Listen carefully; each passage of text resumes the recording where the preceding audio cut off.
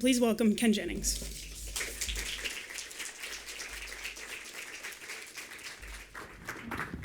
Thanks, Melissa. Well, thank you all for coming out. It's a pleasure to be here. I flew out from Seattle just to see you guys. It's not a big tech town, so it's exciting to be someplace with a few software engineers for a change. I'm post-Jeopardy. I'm now an author pretty much full-time. I was a software engineer before, but not a very good one. Unlike, I'm sure, anybody who gets hired at Google. So I'm much happier in my second life as a freelance writer, where I can work from home in my pajamas. And the book that I have out today, I guess sort of has something to do with, the modern information age. It's called Because I Said So. It's the idea is to debunk or possibly prove all these cliches that parents are always harassing their kids with. Don't go swimming until half an hour after you eat, or don't pop your knuckles, you'll get arthritis, or don't swallow watermelon seeds, it'll sprout in your stomach and you'll die. And we don't all hear all of these as kids, but I know, speaking only for myself, I know my parents were always threatening us with dire things that would happen if we, did any of these behaviors that really we seemed sort of harmless to us. And I realize now that I have kids that I was starting to do the same thing. I have a 10-year-old boy and a 6-year-old girl. And I realized that when you're a parent, I guess I never knew this, you lie all the time. You have to lie all the time. And the lies are not malicious. They're in fact quite the opposite. You feel like it's a benevolent lie to tell your kids that Santa is going to bring them presents if they're good, or that their hamster actually went to live on Grandpa's farm, or that really you love them both exactly the same. I feel like these are pretty useful lies. Actually, there's some utility to this. But often I would find myself lying out of more self-serving reasons. Just because I felt like I had to be confident. I couldn't show any sign of weakness. Kids are like bears, I guess. If your kid asks you, really, you have to say, yes, that's right. Do what you're told. Finish your vegetables. And more and more often I realized, in fact, I know when it occurred to me, this is how the book starts. My son comes careening we're at my parents' house. My son comes careening around the corner in the kitchen with a, how kids do, if there's some place in the house where they can run in a circle, they'll do it. I don't know why. He comes running in with a Tootsie Pop sticking out of his mouth. And I'm like, whoa, slow down. Like, what if you fell? That lollipop could go through the back of your soft palate in the back of your mouth and jab you in the brain. And he was an 8-year-old boy, so of course he's fascinated. This doesn't scare him. This is really? Is that true? Could that really happen? And I realized when he asked that, I had no idea if that was true. Like I have done, research on oral trauma. No, I have no idea. I'm just repeating something that my mom randomly told me in the late 70s, probably on the basis of no information as well, and assuming it's going to be correct.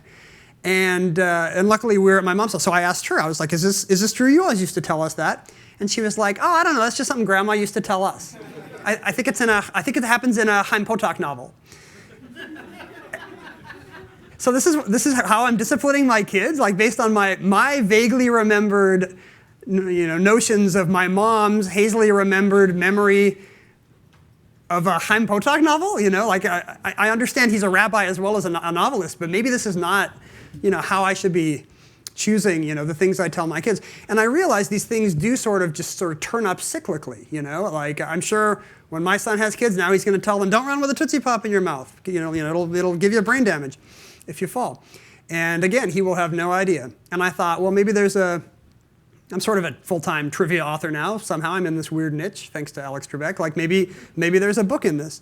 So I started gathering these myths, gathering from memory, my own childhood. What did my parents tell me? Don't eat the cookie dough, you'll get worms. Don't run outside, you'll get worms. I guess worms were very big in the late 70s. No matter what it was, we could get worms. And I started, every time I saw a friend, I'd ask them, hey, what were these cliches that your parents were always threatening you with? I want to see if these things are actually true. And, one person would remember, their mom said that you lose 10% of your body heat through your head. Or, somebody else would remember their dad saying that, if you swallow gum, it'll sit in your stomach undigested for 7 years. And he was fascinated by that. And so I started to, I started to collect a little spreadsheet of these things. And I was getting close to having enough for a book and not quite, so I did what I'm sure any of you would do, and I had Reddit crowdsource the rest of this for me. Hey Reddit, what are some of the weird things your parents told you? P.S. write my book for me. And in with all the goofy bacon jokes and screeds about marijuana legalization, a lot of people suggested great parental cliches that I had not thought of that were really, really good fits for the book. And I started to research these things. And it turned out that, surprisingly, maybe I'm jumping the gun a little here, but surprisingly, there's actually a lot of good scientific research on some of these. I guess enough kids were told that there's a 5-second rule between when you drop food and when you can pick it up in the shopping mall food court. Enough kids have told us that many of them have gone to college, and there are now 4 or 5 good academic studies on whether or not the 5-second rule exists. Spoilers, it doesn't. Food gets contaminated when it lands on something. So if you drop it and there's rat poison or bleach or salmonella or something on the floor, it's contaminated then. You don't get some magical window where the microbes wait 3, 4, 5, go, But by the same token, they can only get these results when they pre-treat the floor with salmonella. When they do that, the food comes back contaminated. Every time they run these experiments on regular dorm cafeteria floors, it's perfectly fine. And in many cases, a surprising number of these were coming back false, which is what I wanted. The book's no good if all these things are true. And by the same token, there was some selection bias. Obviously, if something turns out to be surprisingly false, in the book it goes. I found out that that thing your parents told you about having to drink 8 glasses of water a day, it's bogus. It's actually dangerous. It's possible to overhydrate your brain, and people have died from this, whereas the body's thirst mechanism actually kicks in long before dehydration. So you're actually good just drinking water when you're thirsty and not trying to get to some number that was forced on you by a 7th grade home ec teacher. But there was some selection bias. Obviously, I would pick the ones that were interesting to debunk. If it turns out that it really is good advice to not play in the street, that was a less interesting section in the book. Here's sort of one sample entry that I'll read, which I already mentioned, about swallowed gum sitting in your stomach undigested for 7 years. If just a threat, if you swallow your gum. Did you guys hear this as a kid, or is this just me? My parents were firm believers in this. So from the book, could this really be true? If I swallow a piece of gum today, will it really emerge Rip Van Winkle-like into some futuristic Japanese-style toilet in the year 2020? Is there a possibility that tonight I will poop the piece of gum that I accidentally swallowed during Big Mama's house too? When pondering these questions with my friend Raj, he remembered that as a child he wondered what would happen if he swallowed 2 pieces of gum. Would they be trapped for 7 years or 14? In other words, would they serve their sentences consecutively or concurrently? I hate to pop your bubble, but the answer is neither. Swallowed gum routinely gets furloughed within 24 hours, like a diplomat or a Kennedy. It's true that about a quarter of chewing gum is the gum base itself, a completely food-free substance made up of latexes, resins, waxes, and emulsifiers. Your gastrointestinal tract could work on that for 7 years and have no luck digesting it. But that's not what happens. Quote, that would mean that every single person who ever swallowed gum within the last 7 years would have evidence of the gum in their digestive tract, Dr. David Miloff told Scientific American. On occasion, we'll see a piece of swallowed gum in a colonoscopy, but usually it's not something that's any more than a week old. Your intestine eliminates gum the same way it eliminates half-chewed corn kernels and anything else that's too tough to digest. Out the rectum within a day or 2. I guess I didn't realize people were going to be eating lunch during this. I apologize in advance, especially for the thing that's about to happen in 2 paragraphs. If you're almost done, you may want to finish up. However, Dr. Milov also led the team that published the landmark study, Chewing Gum Bezoars of the Intestinal Tract, in a 1998 issue of the medical journal Pediatrics. A bezoar is a clump of undigested stuff that gets trapped in the stomach or intestine. The wonderful name comes from the Persian word for antidote, since animal bezoars, sort of like those owl pellets you had to dissect in 8th grade, were anciently thought to have remarkable health properties. Most bezoars are boluses of food or pills. Sometimes, in rare cases of Rapunzel syndrome, they're made of, anyone? Swallowed hair. Ew. And sometimes, very rarely, they can be made of chewing gum. Dr. Milov's team found 3 cases of young children whose, this is a quote from the report, means of discarding their gum, swallowing, was well known to the families and was a source of levity. Well, nobody was laughing when the gum swallowing led to chronic constipation, and finally surgery when laxatives proved powerless. If you want your kids to quit swallowing their gum, here's the money quote. This clean-out regimen produced no results after 4 days, in other words, the laxatives. On the 5th day, the child was brought in for manual disimpaction under conscious sedation and rectal suction biopsy. On removal of the, here's the money quote, on removal of the leading edge of the fecoma, a taffy-like trail of fecal material remained in the rectum. The mass was eventually manually withdrawn and was primarily made up of chewing gum. Wow, I hope these parents kept the rectal suction biopsy video on hand to show future prom dates. But keep in mind, this was a kid who was swallowing 5 to 7 pieces of gum per day. Other cases only got serious when stuff like coins got swallowed and trapped in the Wrigley's brand butt plug. So don't worry, the occasional accidentally swallowed piece of gum isn't going to do any harm. You'd have to be the Hunter S. Thompson of gum swallowing to get into medical trouble. But prepare to be embarrassed if you're caught. Dr. Milov writes that, quote, the rainbow of fused, multicolored gum fragments in the removed fecoma is easily recognized by physician and family as old gum. Maybe I'm just weird, but that actually sounds sort of beautiful. Other than the part where, it gets pulled out of somebody's butt. And then the verdict is false. All the myths and the cliches in the book are given a verdict on the scale of true to false. And many of them do fall somewhere in the middle, Some of them are true with an if, false with a but. On some of them, the research is ongoing. For many years, for example, researchers were pretty sure that cold weather did nothing to make people susceptible to colds.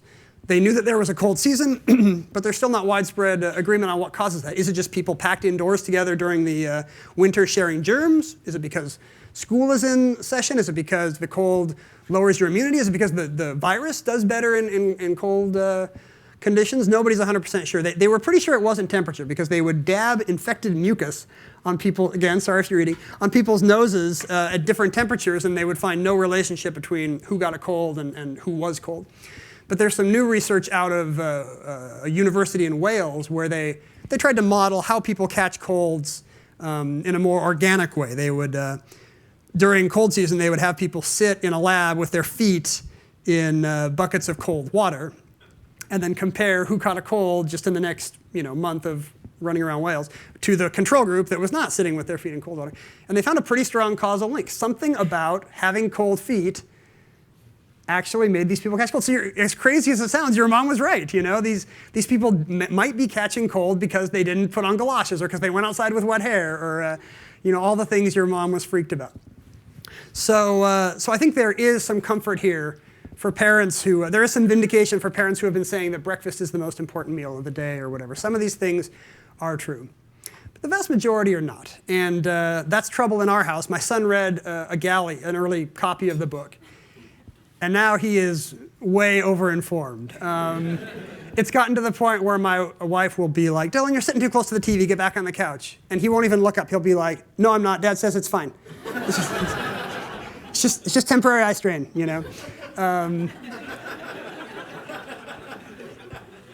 I think this is hilarious. If my wife were here, I don't think she's such a fan. And you realize that you realize what the utility is to a lot of these myths. Not only does it make the parent look, wise and authoritative, oftentimes I'm sure these things arise out of, the need to, you want to shut down some annoying behavior, Like you don't want your kids popping your knuckles because if you hear that sound one more time, you're gonna, crash the car or something. And so you tell your kid that causes arthritis. And it's not really true, But kids fall for a lot of this. And I'm sort of concerned that one effect of this might be that, as these parental paranoia sort of accumulate over generations, that we sort of forget how they started, that they started as, well-intended ways of protecting your kids. And we start to think there is some terrible threat if your child swallows a watermelon seed or picks up a dirty feather at the playground or looks at the microwave while it's running or whatever these things are. Sniffs, writes on his skin with a ballpoint pen. I had a 7th grade biology teacher freak out because I was drawing something on my hand with a pen and that was going to cause cancer or something.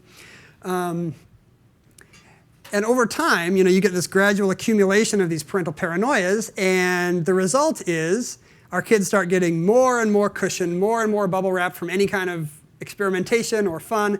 And before long, you get the kind of helicopter parents you read about in Scary Time magazine cover packages of these parents who never let their kids do any of the things that, I got to ride my bike to school as a kid, but no, you can't do that today. Kids who can't climb trees, or you see crazy examples. I read a Dear Abby column where she told parents to take a picture of their kids every day leaving the house in that day's clothes. Because that way, if they got kidnapped, she's got something to show the cops. This is like a serious, well-intended solution. This is great. I've actually heard about universities that now have sort of mommy cams in the dorms, so that your mom can keep an eye on what's going on in the old residence hall. Companies are preparing parent packets, like big accounting companies are now preparing parent packets for their new job interviews every year, because often a concerned mom or dad will come along. And so I'm sort of worried that in our well-intended desire to keep our kids safe, we're actually making kids unhappy, unable to cope with the modern world, unconfident about the modern world. The perfect example is don't talk to strangers. What could be a less controversial piece of advice than that? Of course your kids shouldn't talk to strangers. Actually, if you talk to child safety advocacy groups now, they say that's the worst thing you could say. Never tell your kid not to talk to strangers. Kids don't understand that. It just makes them insecure about adults. There have been cases where a kid got lost and then tried to hide from all the people that were looking for him because they were strangers. Instead, they say what you need to do is teach kids to be confident. If they get in that kind of situation, they need to know which adults they should be looking to for help. Go to somebody in a uniform, go to somebody who works for the store, try to find another mom with kids. There's actually good practical advice you can give kids that doesn't scare them. And instead, we've created this whole industry based around stranger danger, this idea that some creepy guy in a white van is going to grab your kid, when really the idea of a stranger kidnapping a kid is something that only happens on the order of a few dozen times every year in this country. Most of the a child vanishes every n minutes stats you hear. It's all people the family knows. It's a non-custodial parent or something. But instead, we create the myth of this random kidnapper. So hopefully, actually debunking some of these things will let parents, breathe a little easier and let their kids be kids. The cool thing about writing this book today is it's actually possible to be written today. We live in an age where information is much more available to the layperson, public interest writer like me. If I don't know whether or not apple seeds are poisonous, I can Bing it. I'm just kidding. I would Google it. When I was a kid, I was sort of a trivia nerd kid, you'll be shocked to hear, when I was 10 or 11 years old.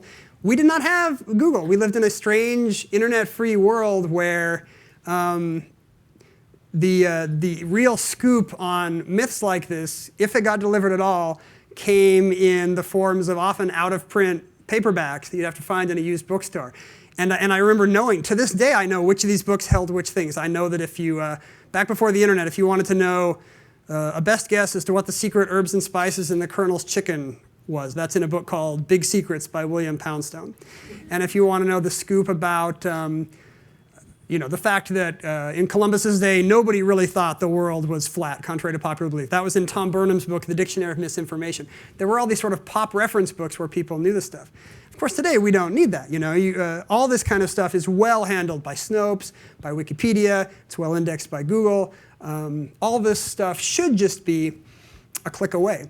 And the experience of fighting and getting my ass kicked by Watson sort of made me think, what are the implications of living in this world where our search engines or our smartphones can do lots of our stuff remembering stuff for us, a lot of our stuff remembering for us.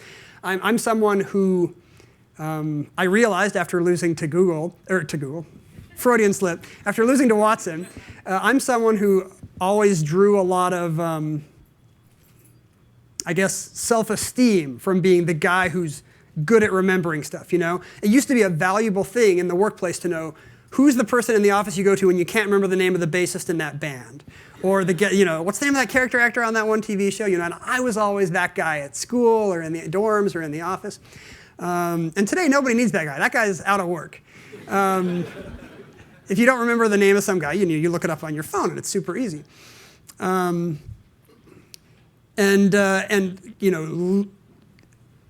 in effect, I felt like sort of the first, when I lost to Watson, I sort of felt like the first person in America who'd lost his job to this new generation of thinking machine. Just like a 1970s Detroit factory worker getting pushed off the assembly line by the robot that can do his job, much faster and more reliably than him. And I felt like I was the first one of those guys for the information age, which was a great honor. And the more I read up on this, I feel like I'm not going to be the last one. There's lots of other I don't want to say menial, but sort of low-level information gathering jobs where Watson or technologies like it are becoming very good. I'm sure there are probably people in this room working on these technologies. Pharmacists, almost all that job can be automated. In fact, lots of medical kinds of lab work and diagnosis is now getting to the point where it can be automated. IBM's been very clear that Watson's going into healthcare now. I assume that's less controversial than Homeland Security or something. Our mass information collecting and processing software, it's just going to cure cancer. Don't worry about government contracts at all.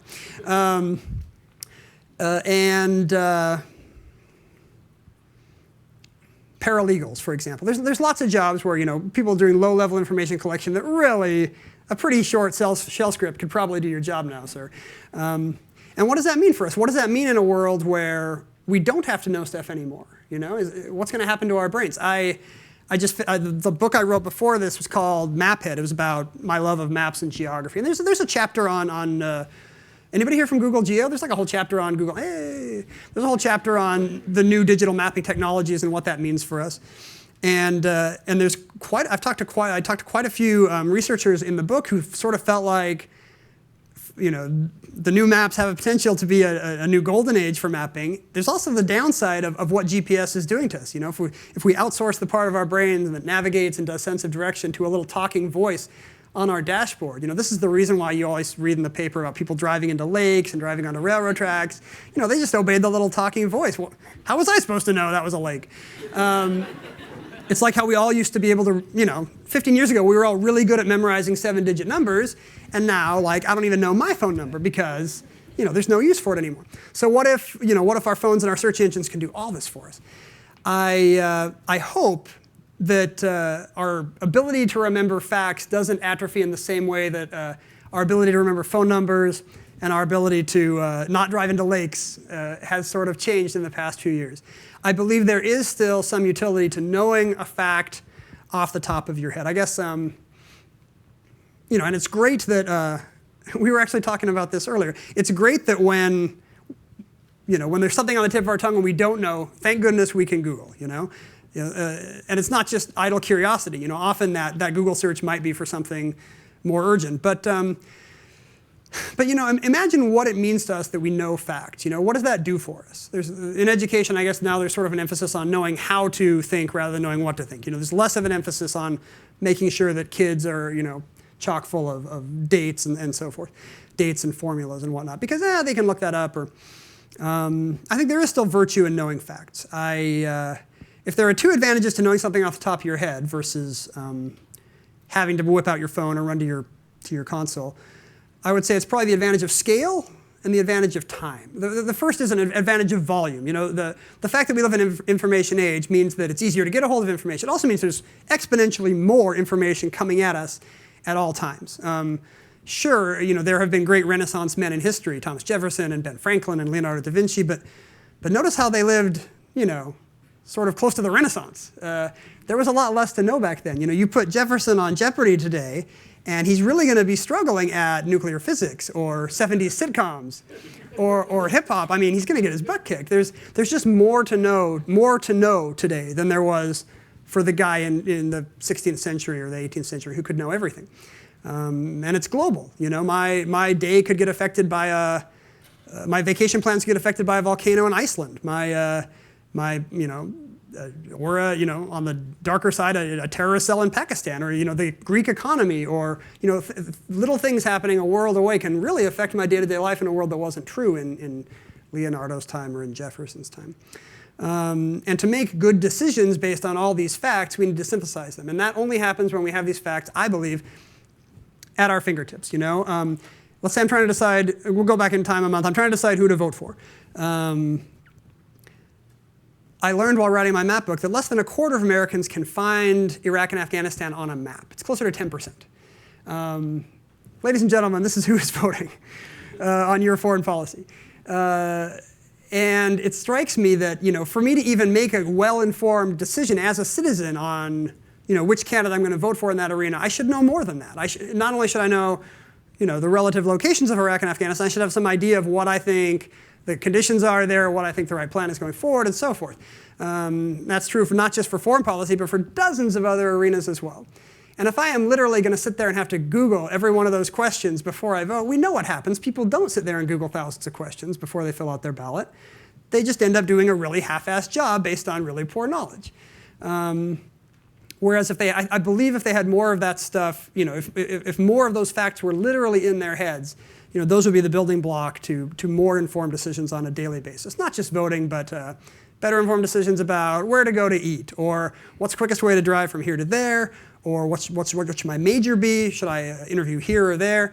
The decisions we make fairly regularly, but can have a big effect on our lives. The other advantage, I would say, to knowing stuff in our heads versus on our phones would be an advantage of time. The story I always think of here is a little British girl.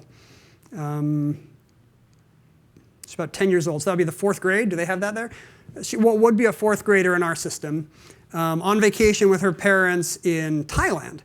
She is at the beach one day with her parents, and she comes running up in the morning and says, Mom and Dad, I think we should get off the beach. And they're like, what do you mean? We just got here. And she said, well, look out to sea. The sea level, the level of the tide has gone down quite a bit. Like, the tide's gone way out since we've been here. And now there's starting to be like big churning waves and bubbles further out to sea. And their parents are like, what does that mean? And she said, well, we just learned 2 weeks ago in Mr. Kearney's geography class, this is the first sign of a tsunami. This is what you see before the wave hits. And their parents are like, Are you sure? Are you saying there's going to be a tsunami? And she's like, that's what we learned. And somehow this little girl convinces her parents that this really is an early warning sign of a tsunami. So they get off the beach, they tell the lifeguard clears the beach. And within less than an hour, sure enough, the beach is underwater. This was the day after Christmas 2006, is that right? The big, 2005? When was the big Boxing Day tsunami in the Indian Ocean?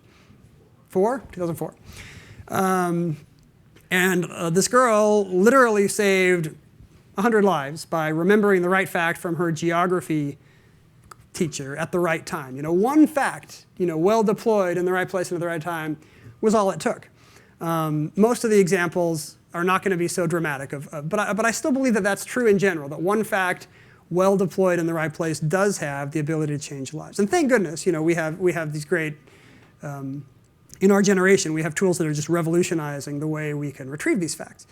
But I also feel like, we need to have them on hand. We need to not outsource the part of our brain that knows stuff to our devices, no matter how user-friendly they are, how amazing their holiday doodles, how the level of snacks in their cafeteria. As much as I love Google, I hope that we still know things and it becomes a tool and not a replacement for our memories. I wanted to take questions because I know we have a little bit of time left over. I didn't know if I was going to cover what people were interested in. So if people have questions about whatever, books, information in general, Watson, Jeopardy, feel free. If you'd use one of these mics at the side, that helps with the sound, I guess, because this is all being taped for posterity and Watson's watching us right now. So yes, please feel free to step up to a mic if you have a question. I feel like a shareholders meeting. Greetings. Do you know any cheesy computer science jokes? Cheesy computer science jokes. Wow. I feel like I did, The joke I always think of now is the joke that made me switch to computer science, which is, what's the difference between an English major and a large pepperoni pizza? At least the pizza can feed a family of 4. I was an English major who got a 2nd degree in computer science pretty much on the strength of that joke. And now I'm a writer. I don't know, I don't know if I have any. Do you have a great tech joke you want to share here? I'll share my favorite one. Okay. All right. 8 bites walk into a bar. They go up to the bartender and say, "Make us a double." Man, that would kill. That would. You got to take that to the clubs. That is a pretty good joke. Thank you. That was better than my joke. Are there other? Yeah. Given what you just talked about in terms of, like, I completely agree with you. You got to still know facts. You got to have stuff at the available tip of your tongue. Do you still think a show like Jeopardy is relevant and useful? Yeah, I was sort of wondering if I should get into that. Obviously, Jeopardy had to answer that question many times during the Watson games, and they would always say, no, that's Jeopardy. This fact remembering is still a very human task, and people still watch the Olympics even though a car can go faster than a sprinter and has for a long time and so forth. And I guess it's a good point. I mean, I'm sure computers have been able to play Wheel of Fortune at near grandmaster levels for many years now, and yet, we all still love Wheel. But I actually do sort of wonder that, as it becomes more and more common as it becomes less remarkable to know weird stuff just because nobody needs to anymore. What happens? Does it become more remarkable that there are weirdos like me who do know all the presidents in order, or does it just become, sort of old-timey and weird, like those people that watched railroad trains go by at particular times? Like, why do you have that hobby that my grandpa had? I honestly don't know which way it's going to go. I hope that there remains something heroic about the nation's proud know-it-alls, and that you will bear us on litters to your feasts in an age when nobody knows anything anymore. Yeah. Hey, thanks so much for the talk. That was great. I have your almanac, which I love.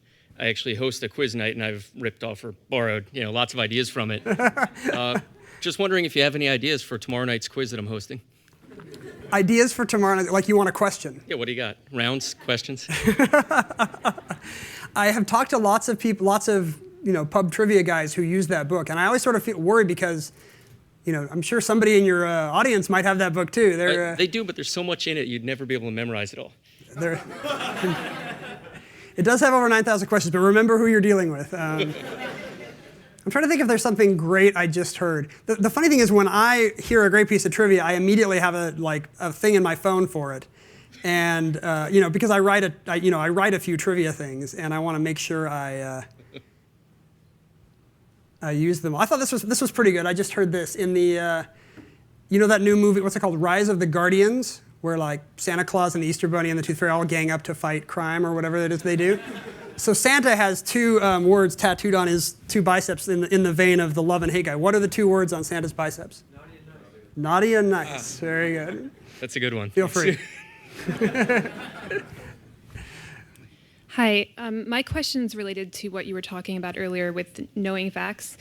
I got into a discussion with someone recently where they were saying that there is no point in us knowing, an average person knowing about, current political affairs going on in China or just things like that aren't, directly related to our daily life. I was wondering what your thoughts were on that. I guess I don't really buy that argument anymore. Maybe that was true 50 years ago, that nothing happening a world away could really affect your life that much. But I think we've seen so many examples of how that's not true. I had to cancel a vacation a couple years ago because of the volcano in Iceland, and we saw the price of gas spike like 40 cents in many states a few months ago just because of one refinery fire that was, I'm sure, thousands of miles away from most of the people affected. I think there's lots of evidence now that the stuff happening half a world away really does affect your life on a day-to-day basis. I guess the better question is there so much happening that there's really no hope that the well-informed layperson like you or me can actually understand the financial situation in China well enough to make wise decisions based on that, so why bother? I don't have a better rebuttal for that. I'm afraid we're getting to the point where that is true. And does democracy have less value in a world where a voter really can't be well informed about all the important issues that matter? I don't know. It's an interesting question. Yeah, go ahead. So, thank you for coming. I actually remember watching your historic run on Jeopardy with my roommate at the time. We would tune in every day and watch and kind of like hope that we're gonna watch the day that Ken Jennings gets defeated. So let me get this straight. I've got like the best job I've ever had. I'm making like $50K an hour or something. And yet kids all over college camps all over America are hoping I get fired. We were fascinated. Yeah, every day. I remember there was like an internet. There was like an internet rumor that today was the day that Ken lost, and then the H&R Block question came up, and we were like, no way, he knows this. So not only are you hoping I lose, you thought it was a super easy question. Well, to be fair, we didn't. Anyway, my question is, I've always wondered this. Does Alex Trebek actually know the answers to the questions?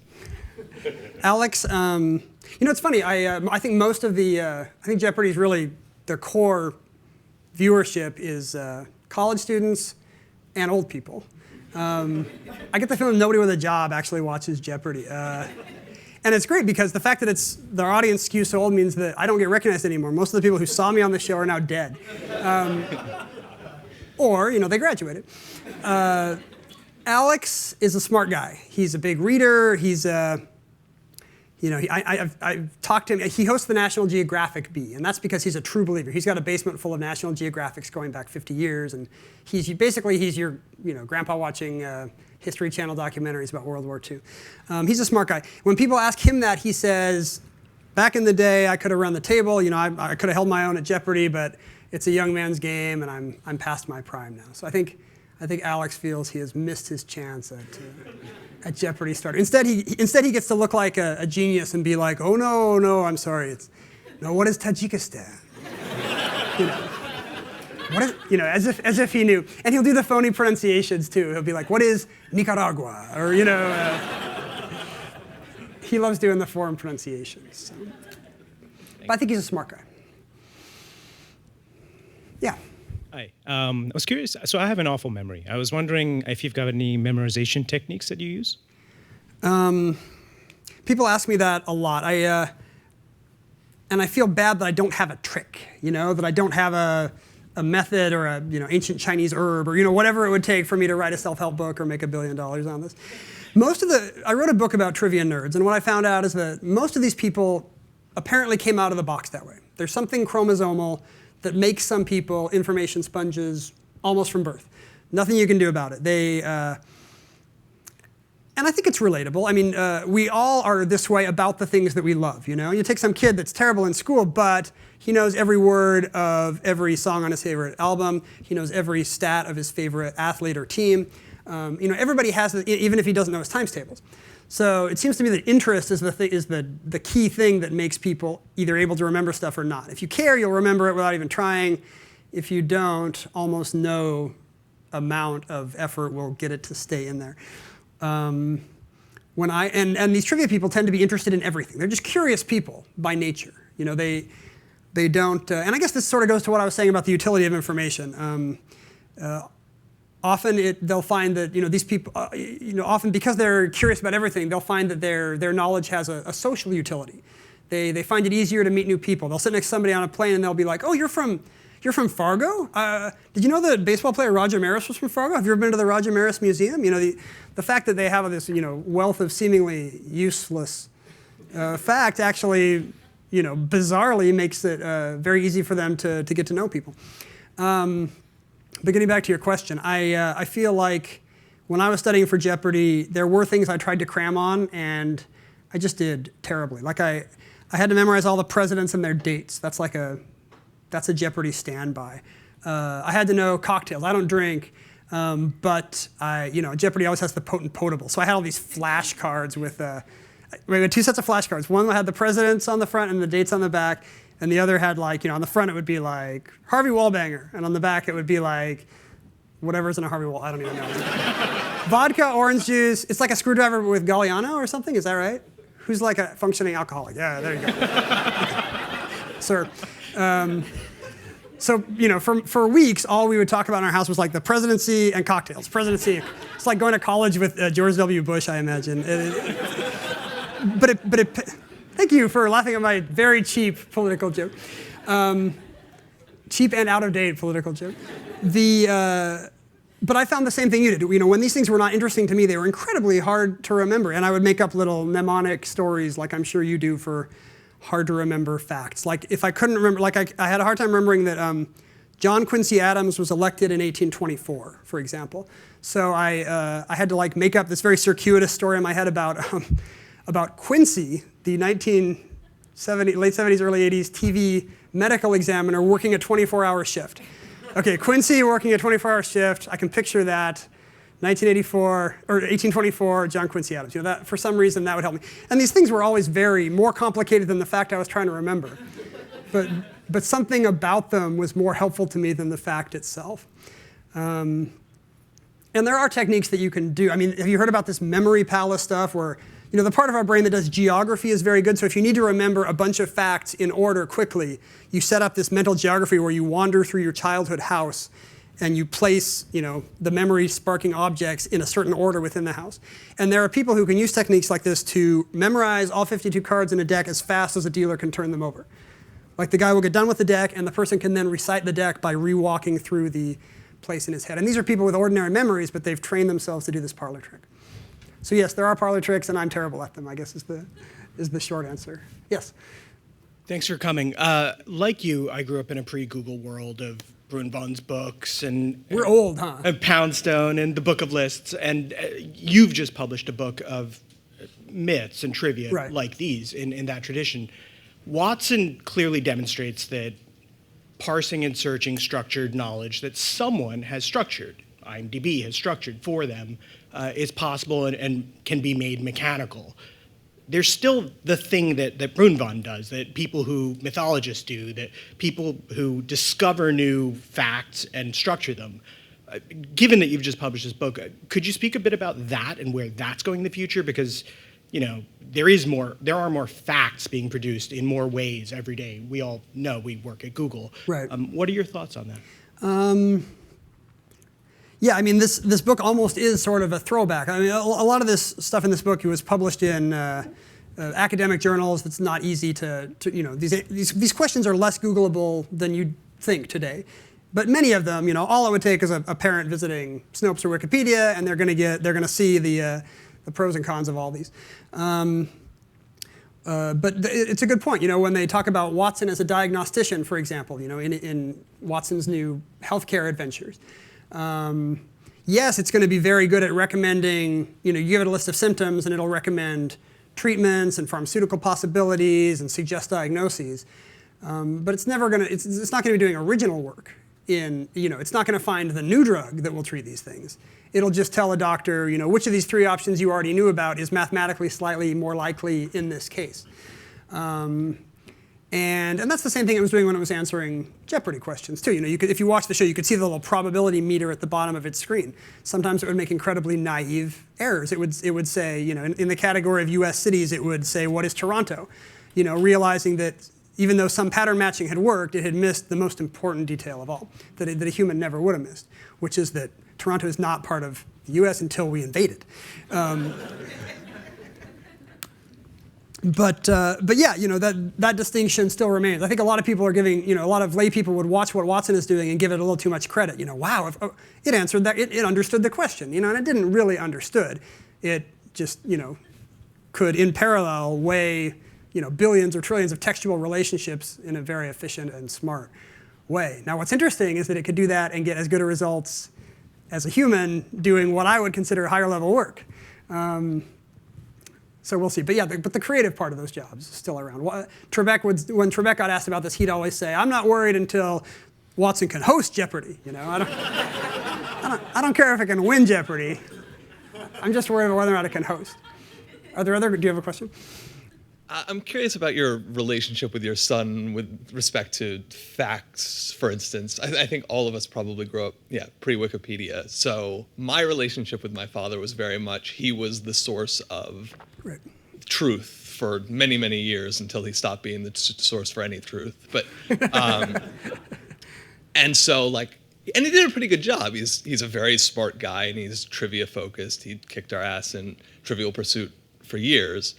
And I grew up in I like how you say your dad is trivia focused, by the way.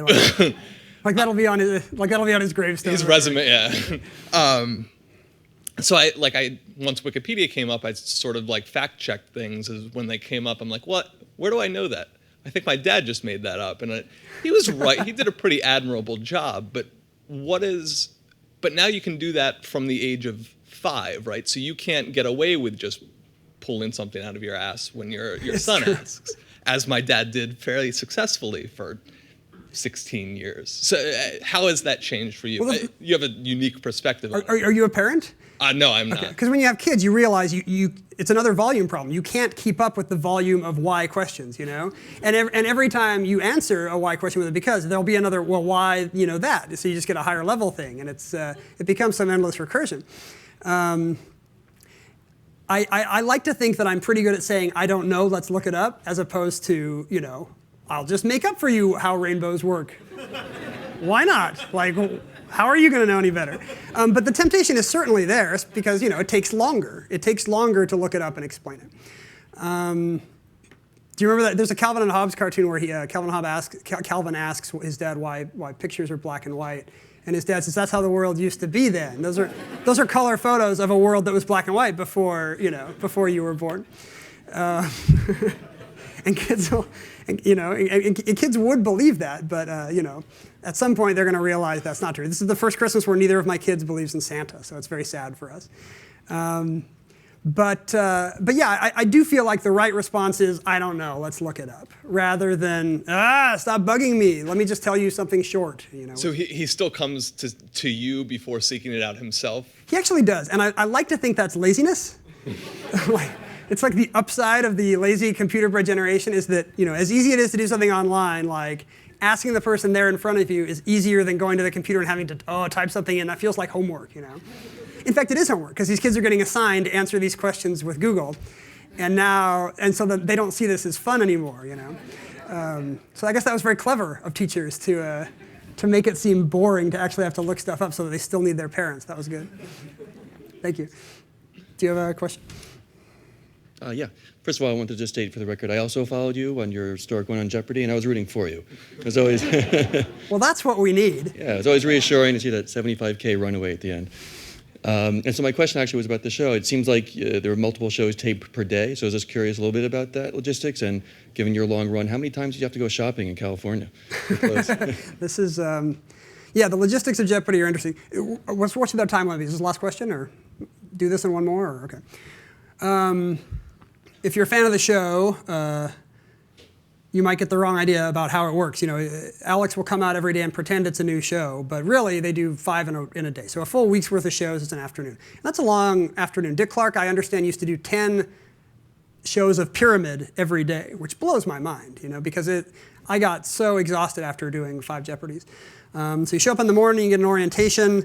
They sort of walk you through the tricky Jeopardy buzzer and what to do when you're on stage and don't freeze up and let's rehearse your anecdotes. Believe it or not, they do rehearse those terrible anecdotes they tell all about their cats. I guess I shouldn't say they. We tell about our cats. But as soon as the game is over, you got the contestants come downstage. There's this little awkward chat downstage, which is really a terrible social dynamic because 2 of you have just seen your lifelong dream shattered. One of you has just realized he's going to have to go back, or he or she is going to have to go back and do the whole thing again in like 10 minutes as soon as you put on a new tie or skirt. And the fourth one of you just wants to get out of there in time because he's got Laker tickets. Alex is always in a hurry. And as soon as they say, we're clear, you get hustled off stage. The losers have to sign a piece of paper accepting their consolation prizes. The winner and Alex get hustled off to change their jacket, different dressing rooms, mind you. And as soon as you got a new tie, you come right back on. It's like on yesterday's show. The real hitch for me was that they tape like 3 or 4 months in advance. So if you think about it, that's not normally awkward. Somebody can be on the show. They can either choose whether or not to tell their friends how they did, and then a few months later they have a big viewing party and everybody cheers or whatever. In my case, my show started airing while I was still on. So I had 42 shows in the can before one even aired, or 38? I think 38 shows in the can before the first one even aired. So I was having to keep this ever more momentous secret. I was having to fly back secretly from Salt Lake, where we live, down to LA twice a month, stay there for 48 hours, win, as it turned out, 10 Jeopardy games at a head, fly back. My boss was covering for me at work. She was the only one who knew. I hadn't told anybody else except my wife. My boss covered for me at work. I'd fly back and she'd tell everybody, oh, Ken's son was sick or Ken's painting his basement or whatever. If you think like computer programmers are smart, yeah, nobody ever figured it out. And then I'd have to come back to work the next day and like pretend I cared about the morning staff meeting or whatever, you know. So you start to realize why, you know, you feel like you have a secret identity, you know, you're jetting off to do something glamorous, and then you got to come back to the Daily Planet and be like, well, Lois, Superman was here? I can't believe I missed it again, you know. But it really did start to become very confusing. You start to have the Spider-Man problem of all the little lies you have to tell. You know, if your parents call, you have to pretend you're at home and not on the 405 driving to Culver City, you know, to do a game show, and you don't have enough changes of clothes. So what do you do? How do you get a sitter for the kids if my wife wanted to come out and watch a show? Do we even have enough money in the bank to cover like the hotel? Because Jeopardy does not cover your travel arrangements. You fly out there on your own dime. So yeah, it got logistically surprisingly complicated, and it was a relief when I could actually sort of tell what was going on.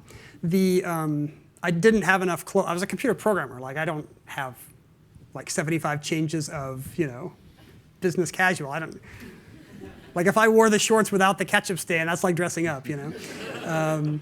So my brother's a lawyer, and he and his wife had been in the audience on the very first game, so they knew what was going on. So I would just borrow. We're about the same size, so he would lend me clothes, and really you can rotate the same, you know, cheap JCPenney's clothes over and over on Jeopardy, and nobody ever notices. That's what I learned. I'd like to thank you all for coming today. It was a real pleasure. I'd be happy to, if you want a book, I'd be happy to sign them up there, I gather. But thank you so much.